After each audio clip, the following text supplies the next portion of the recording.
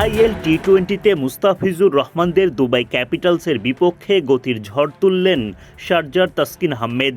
English wicketkeeper batter Jordan Cox, Afghan তারকা সিদ্দিকুল্লাহ আতাল কিংবা শ্রীলঙ্কার দাসুন সানাকা তাসকিনের গতির ঝড়ে কেউই রক্ষা পাননি।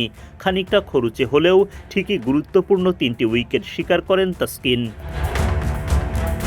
শুক্রবার আইএল টি-20তে মুখোমুখি হয় দুই বাংলাদেশি পেসার তাসকিন আহমেদ ও মুস্তাফিজুর রহমানের দল।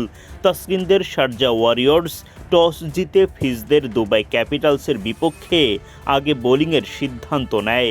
ইনিংসের দ্বিতীয় ওভারে বোলিংয়ের ডাক পড়ে তাসকিন আহমেদের। ওভারের শুরুতেই জোড়া বাউন্ডারি হজম। এরপর অবশ্য বোলিংয়ে নিয়ন্ত্রণ আনতে সক্ষম হন এই গতি তারকা।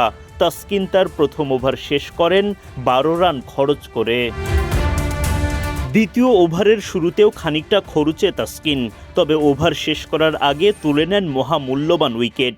টাইগার পেসারের সামনে কাবু English wicketkeeper batter Jordan Cox. Wicket শিকার করে বরাবরের মতোই বাঘের গর্জন শোনান তাসকিন। সতীর্থদের ভালোবাসায় সিক্ত হন তিনি। 18তম ওভারে এসে দুর্দান্ত বোলিং তাসকিন আহমেদের।